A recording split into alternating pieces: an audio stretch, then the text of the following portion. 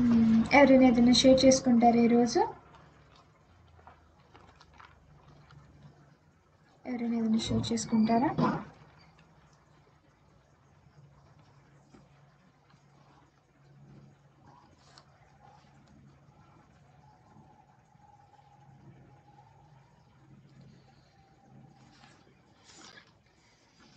సరే, వాక్యంలోనికి వెళ్దాం. వాక్యం చదువుకుందాం. లూకా సువార్త 2వ అధ్యాయము 11 నుంచి 14 వచనంలో ఒకసారి చదువుదాం. దావీదు పట్టణమందు నేడు రక్షకుడు మీ కొరకు పుట్టి ఉన్నాడు. ఈయనే ప్రభువైన క్రీస్తు. దానికిదే మీ కానవాలు. ఒక శిశువు పొత్తుగుడ్డలతో చుట్టబడి ఒక తట్టులో పడుకుని ఉండట మీరు చూచెదరని వారితో చెప్పెను. వెంటనే పరలోక సైన్య సమూహము ఆ దూతతో కూడా నుండి సర్వోన్నతమైన స్థలములలో దేవునికి మహిమయు ఆయనకిష్టులైన మనుషులకు భూమి మీద సమాధానమును కలుగునని దేవుణ్ణి స్తోత్రము చేయుచుండెను. అయితే చదవబడిన క్రిస్మస్ వాక్యంలో నుండి ఈరోజు మనం ప్రత్యేకంగా ఏ విషయం నిమిత్తము ధ్యానించబోతున్నాము అంటే 14వ వచనంలో చదివాం కదా, సర్వోన్నతమైన స్థలములలో దేవునికి మహిమయు ఆయనకిష్టులైన మనుషులకు భూమి మీద సమాధానమును. ఆయనకిష్టులైన మనుషులకి ఏం కలుగుతుందంట? భూమి మీద సమాధానం కలుగుతుందని ఆయన యొక్క జనన వార్తలో తెలియజేయబడుతుంది. అయితే మనము ఈ రోజున ఈ విషయమునే ధ్యానిద్దాం ప్రత్యేకంగా. ఈ సమాధానమును గురించి దైవజనులైన దేవదాసయ్య గారు ఏ మాట చెప్పారు అన్న క్లుప్తమైన వివరాన్ని మనం చూద్దాం. సమాధానంలో మనం చూసినట్లయితే 5 అక్షరములు మనకు కనబడుతున్నాయి, సమాధానము అని. ఈ యొక్క ప్రతి ఒక్క అక్షరమునకు ఒక ప్రత్యేకమైన వివరణ దైవజనులు చెప్పడం జరిగింది. ఆ యొక్క వివరణ ఏంటి అని మనము ఈరోజు ప్రత్యేకంగా చూస్తూ, సమాధానం కలిగి ఉండాలి అంటే మనము ఎలాగ నడుచుకోవాలి, ఎలాగా దేవుని యొక్క విశ్వాసనిగా సంచరించాలి, ప్రవర్తించాలి అన్న విషయములను ఈరోజు క్లుప్తంగా తెలుసుకుందాం. మొదటిగా సమాధానంలో మొదటి అక్షరము సా. మనము వాక్యలేఖనంలో చూసినట్లయితే యోహాను సువార్త 14వ అధ్యాయము 6వ వచనము, యేసు నేనే మార్గమును సత్యమును జీవమును, నా ద్వారానే తప్ప మరి ఎవడును తండ్రి వద్దకు రాడు. ఇక్కడ మనం చూస్తున్నాం, యేసుక్రీస్తు ప్రభువారే స్వయంగా చెప్తున్న మాట ఇది. ఏమని? నేనే మార్గమును, నేనే సత్యమును, నేనే జీవమును, నా ద్వారా తప్ప మరి వేరెవరి ద్వారానూ మీరెవ్వరు కూడా తండ్రి వద్దకు చేరలేరు. అంటే ఎలాగనా? ఈ మాటలో చాలా క్లుప్తమైన విషయములు దాగి ఉన్నాయి. ప్రభువైన యేసుక్రీస్తు వారు వలన మాత్రమే ఈరోజు మనందరి మీద ఏ పాపము లేకుండా ఉంది.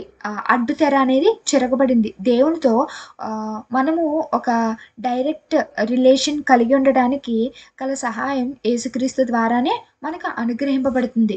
యేసుక్రీస్తు ప్రభువారు అంటున్నారు కదా, ఇదిగో తండ్రి వద్దకు మీరు చేరాలంటే నేను ఈ భూమి మీదకి వచ్చి నేను చూపించిన మార్గంలో మీరు నడవండి, నేను బోధించిన రీతిగా మీరు బోధించండి, నేను నా మీలో ఉన్న జీవంను ఉజ్జీవింప చేయడానికి నేను వచ్చి ఉన్నాను, అలాగన మీరు నడుచుకోండి అని ప్రభువారు అన్ని మాటలు మనకు వివరించి చెప్పడం మనం చూస్తున్నాం. అయితే ఈరోజు ధ్యానాంశంగా సమాధానం పొందుకోవాలని మనం చెప్పుకుంటున్నాం కదా.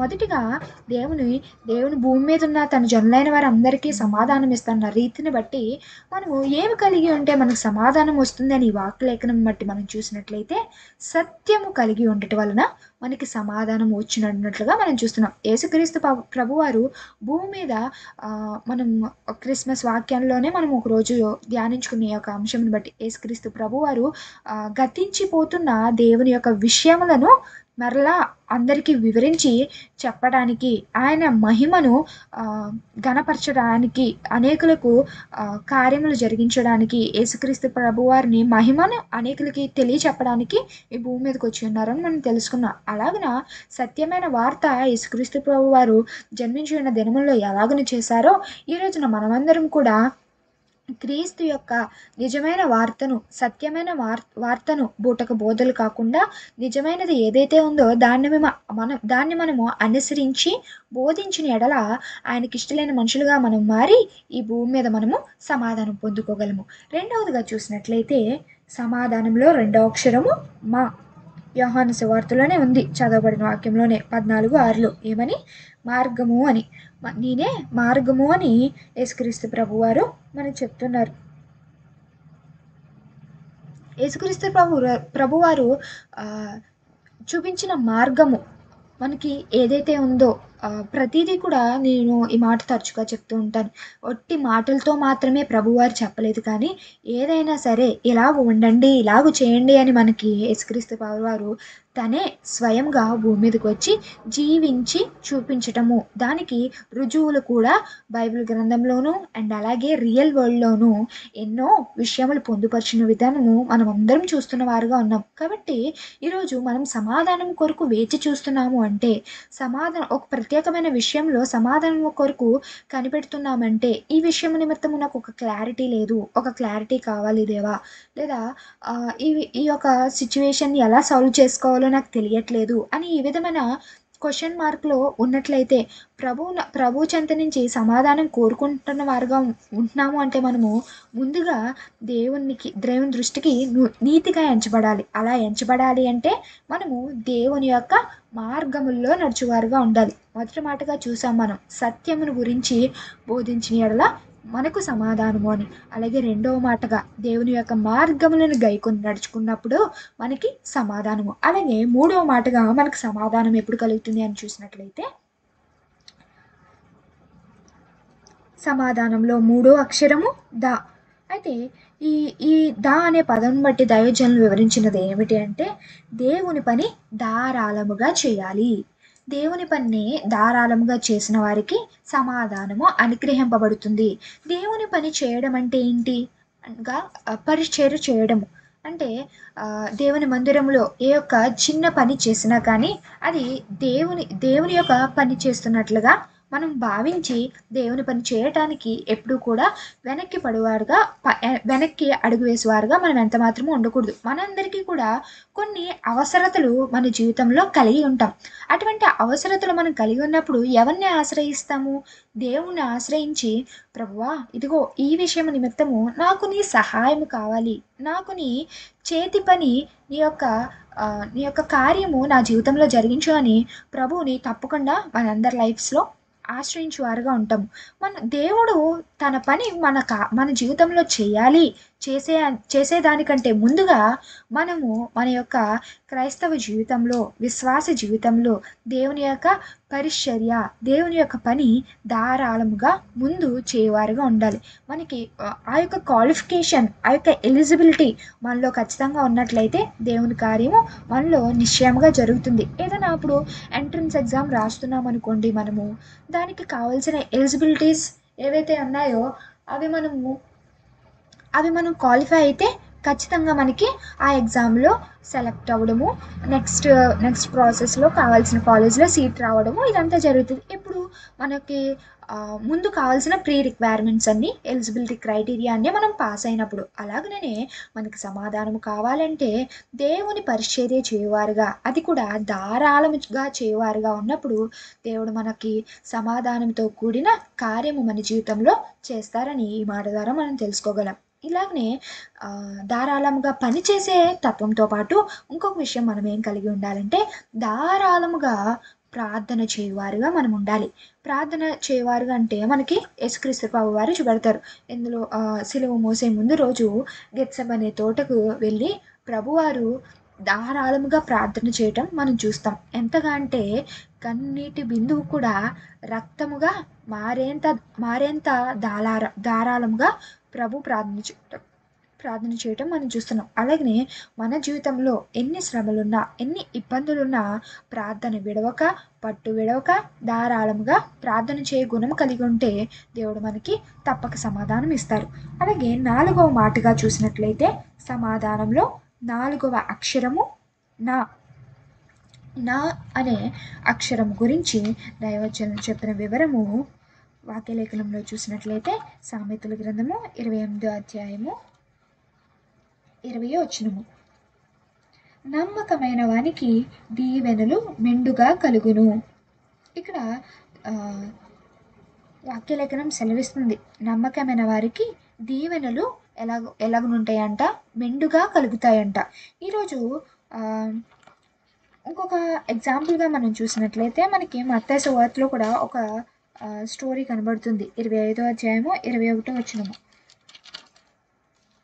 21వ వచనంలో ఇక్కడ ఉంది కదా, అతని యజమానుడు, బలా నమ్మకమైన మంచి దాసుడా, నీవు ఈ కొంచెములో నమ్మకముగా ఉంటివి, నిన్ను అనేకమైన వాటి మీద నియమించదను, నీ యజమానుని సంతోషములో పాలు పొందుమని అతనితో చెప్పను. సమాధానంలో 4వ అక్షరము నా.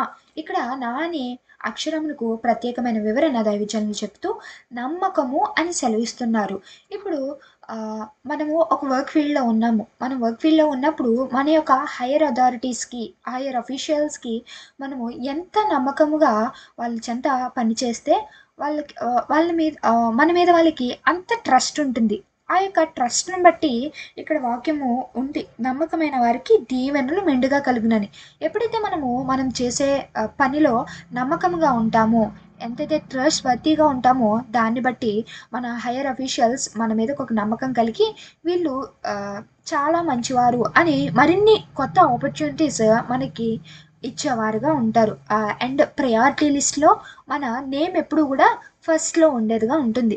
ఈరోజు మనకి సమాధానం కలిగి ఉండాలంటే లోకము విషయంలో నమ్మకంగా ఉండటం మాత్రమే కాక దేవుని విషయంలో కూడా నమ్మకమైన వారుగా ఉండాలి. మత్తయి సువార్తలో ఇక్కడ ఉంది, బలా నమ్మకమైన మంచు దాసుడా, నీవు ఈ కొంచెము పనిలో కూడా ఎంతో నమ్మకంగా ఉన్నావు. అలాగన మన జీవితంలో కూడా అది ఎంత చిన్న పని అయినా, ఎవరైనా మనకి హెల్ప్ కోరి వచ్చారు, అది చాలా చిన్న హెల్ప్, చిన్నదే కదా అని వేరే వాళ్ళకి అప్పచెప్పడం కాదు, కానీ వాళ్ళు నమ్మి మన చెంతకు వచ్చినప్పుడు వాళ్ళకి మనము అది ఎంత చిన్న పని అయినా అంత హార్ట్ఫుల్గా చేయాలి, అంత నమ్మకంగా చేయాలి. అలాగనే విశ్వాస జీవితంలో మనమందరం కూడా దేవుణ్ణి ఎలాగ విశ్వసించాలి అంటే నమ్మకముగా విశ్వసించాలి. దేవునికి అసాధ్యమైనది ఏదీ లేదని బలముగా విశ్వసించాలి. ఆ నమ్మకము ఒక వర్క్ చేస్తున్నప్పుడు పైనున్న అధికారికి మన నమ్మకం ఎలాగనైతే సంతోషాన్ని ఇచ్చేదిగా ఉంటుందో, అలాగనే యేసుక్రీస్తు ప్రభువారి దగ్గర మన నమ్మకమైన విశ్వాసం కూడా ప్రభువుకి సంతోషం కలిగించేదిగా ఉండాలి. ప్రభువుకి ఇతడు నమ్మకమైన వాడు, అధికమైన విశ్వాసం కలిగిన వాడు, ఇతనికి ఈ కార్యము జరిగించాలి అని ప్రభువుకి ఒక మన పేరెంట్స్ ఎంత హ్యాపీగా ఫీల్ అవుతారో అలాగా దేవుని దృష్టిలో మనము నమ్మకమైన వారిగా ఉండిన ఎడల మనకి ఈ భూమి మీద సమాధానము కలుగును. అలాగే 5వ మాటగా సమాధానంలో మా అనే అక్షరానికి అర్థం ఏమైందంటే క్రైస్తవులైన వారు ఎల్లప్పుడూ కూడా మురిసిపోతూ ఉండాలట. మా అనే సమాధానములో అనే అక్షరమునకు దైవజనుల వివరము మురిసిపోతూ. నిన్ననే మనం ఒక మాట చెప్పుకున్నాం కదా, ఏమని చెప్పుకున్నాము, ఆనందముతో ప్రభువుని కీర్తించాలి, నూతనమైన కీర్తనలతో ఆయన్ని స్తుతించాలి అని తెలుసుకున్నాం. అఫ్కోర్స్ అందరి జీవితంలో ప్రాబ్లమ్స్ ఉంటాయి, వాటిని ఎంతవరకు ఏ లెవెల్ వరకు మనం కన్సిడర్ చేస్తున్నాం అనేది ది మోస్ట్ ఇంపార్టెంట్ థింగ్. వాటన్నిటిని బట్టి కూడా దేవుని స్తుతించినప్పుడే, ఎప్పుడు దుఃఖముతో కాదు కానీ సంతోషముతో, ఆనందముతో, మురిసిపోతూ దేవుని స్తుతించినప్పుడు ఆయన యొక్క సమాధానము మనెల్లరికీ కలుగునమాట. ఈరోజు మనము క్రిస్మస్ వాక్యంలో దేవుని పుట్టినప్పుడు దుతలతో కూడా నుండి ఆ మాట మనకి వినబడుతుంది, ఇదిగో ఆయనకి ఇష్టమైన వారికి భూమి మీద సమాధానమును కలుగును గాక అని.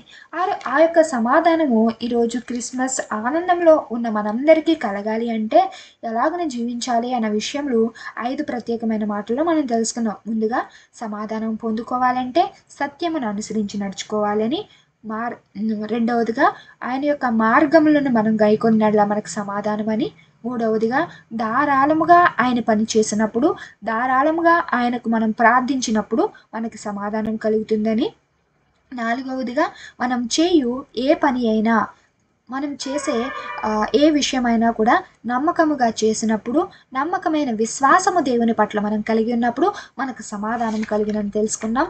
ఐదవదిగా ఆఖరి మాటగా మనం తెలుసుకున్న విషయము, సమాధానంలో అనే అక్షరమును బట్టి మురిసిపోతూ, ఎన్ని విషయములున్నా, ఎంత దుఃఖమున్నా, బాధ ఉన్నా మురిసిపోతూ, ఆనందిస్తూ దేవునికి స్తుతి చేసిన వారికి సమాధానము అని ఈ విషయంలో మనం తెలుసుకున్నాం. ఈ వాక్యమును మనమందరము కూడా నిండైన సమాధానము కలిగి 2025 సంవత్సరంలోనికి అడుగు పెట్టగల కృప, దీవెన దేవాతి దేవుడు ఈ వాక్యమును మనందరికీ అనుగ్రహించునుగాక. ఆమేన్.